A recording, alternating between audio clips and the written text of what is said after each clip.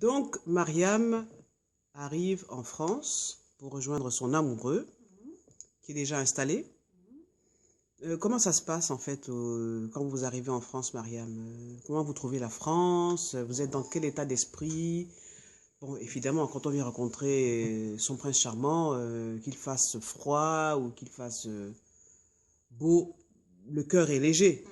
C'était un peu ça, l'état d'esprit. C'était un peu ça. Oui. Donc, la première fois que je suis arrivée en France, c'était, comme je l'ai dit au début, c'est en décembre 84. Donc, je suis allée, c'était période de fête. Hein. Ouais. Très belle ville. Donc, on est sorti, on est allé précis de Mawal. Je suis partie m'acheter des habits pour le 31. On est sorti, on a fait la fête. Et puis, après un mois avant mon départ, on a réfléchi. Et puis, on s'est dit, et si je restais? Je me dis, oui, je ne demande pas mieux. Alors, comment il faut l'annoncer à mes parents? Ah oui, parce que là, tu es venu pour un oui, mois. voilà. Il fallait l'annoncer, donc toujours mon complice, mon confident, Oui. je l'appelle mon grand frère. J'ai dit, il me dit, bah, tu rentres quand? Je dis, oh, finalement, j'ai réfléchi avec Sori, on a décidé, je vais rester. Il me dit, mais c'est pas ce qu'on avait convenu. Ah, c'est pas ce qu'on avait convenu, oui. J'ai dit, oui.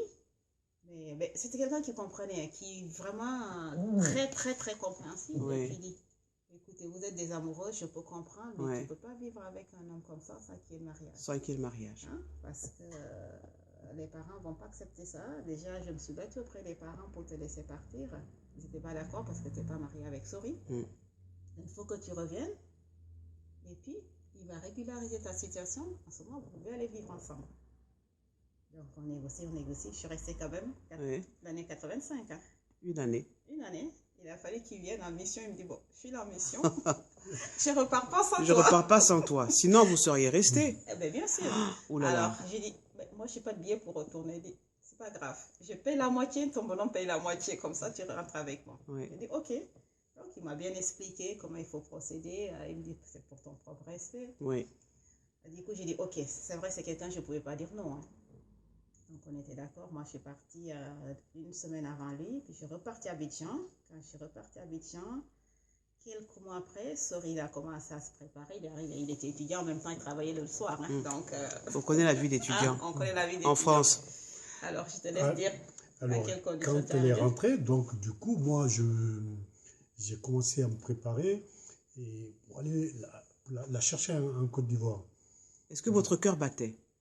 Oui, mais déjà, quand elle est arrivée, nous sommes restés une année ensemble. Ouais. C'est là qu'on s'est dit, oui, nous sommes faits l'un pour l'autre. Alors, à quoi on le voit, justement? Comment vous le constatez? Quelles sont vos qualités réciproques? Qu'est-ce que vous appréciez l'un l'autre? Moi, les mots me manquent pour le qualifier, Mariam. Parce que nous sommes des Africains. Nous savons que l'union, c'est entre deux familles. Et chaque famille voudrait du bien pour sa fille. Bien sûr. Moi, j'étais encore jeune étudiant qui n'avait pas une situation. Ça a pesé très, très lourd. Donc, il fallait prouver. Il fallait prouver. Voilà. Donc, elle m'a fait confiance malgré ma situation. Parce que ce qu'elle ne vous a pas dit, quand elle était à Abidjan, elle avait son appartement. Elle travaillait. Waouh. Son appartement qui travaillait. Donc, elle est quand même restée un an. Elle a laissé tout ça pour me rejoindre. Oui, pour rejoindre un pauvre étudiant. Quoi. Voilà. Donc, ça veut dire qu'elle avait vraiment confiance en moi. Elle savait que nous pouvons aller loin. Donc, moi, je suis resté, je me suis préparé. J'ai acheté mon billet, j'ai appelé son frère pour dire oui, je viens pour mon mariage. En ce moment-là, j'étais en stage au ministère de l'Agriculture. Oui. Je devais me marier un dimanche. J'ai pris des congés de 3 jours. J'ai quitté Paris le vendredi. Je devais me marier dimanche, reprendre mon avion, rentrer. Avec la femme? Non, seul après me marier. Moi, c'était pour me marier. Déjà le mariage, oui. Et effectivement, je prends des congés de 3 jours. Je vais à Abidjan. Mais son frère a exigé qu'un de mes parents soit présent. Oui. Malheureusement, ma mère n'a pas pu venir. Il a perdu son père très tôt. Oui. Et qu'est-ce qui se passe? Dimanche, je reprends mon avion, je rentre. Donc le mariage n'a pas eu lieu. Oui.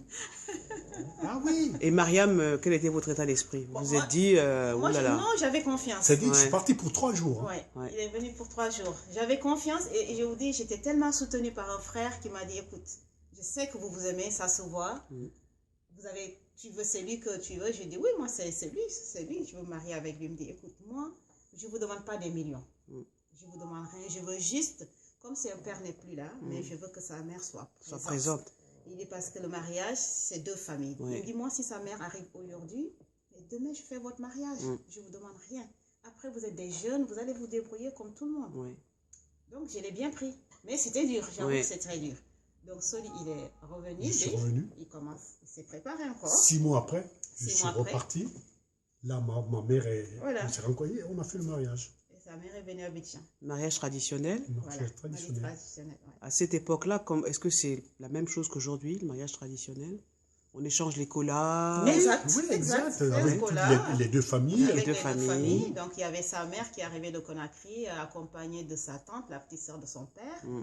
Et puis, une autre de ses tantes, côté maternel, plus ses oncles qui étaient à Abidjan, sa famille, toute sa famille qui était à Abidjan sont venus, plus moi, ma famille, mon frère, ma grande sœur qui est à Abidjan, les autres frères. Donc, on a fait le mariage. Une fois que le mariage religieux est fait, et puis voilà, mon grand frère dit, bah, écoute, maintenant le mariage est fait, il n'y a pas de souci, tu peux aller rejoindre ton mari. Tu peux aller rejoindre ton Et mari. puis, quand vous serez prêt pour faire le mariage civil, Civil. eh bien, vous le faites, même si vous prenez juste vos témoins, il n'y a pas de souci. Ouais. L'essentiel que vous régularisez votre situation. Donc le mariage religieux, aujourd'hui encore, est presque plus important, même ça, si oui, plus bien sûr, important bien que le sûr. mariage Bien civil. sûr. Nous, Bien sûr. c'est cette date que nous retenons pour Ouais. notre date de mariage. Ouais.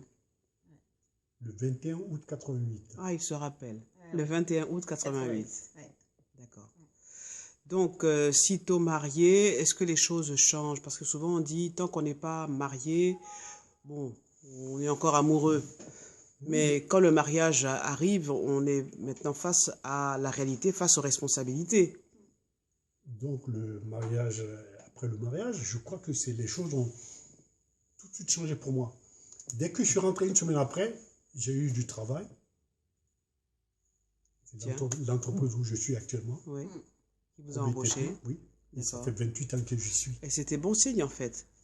C'était bon signe, c'était de bon augure. Voilà. Oui. Donc, pense. voilà. Donc, après, je me suis préparé. Elle m'a rejoint. Et c'est là que nous avons commencé à faire face à la réalité de la vie de couple. De la vie de couple. Et on en parle dans la prochaine émission.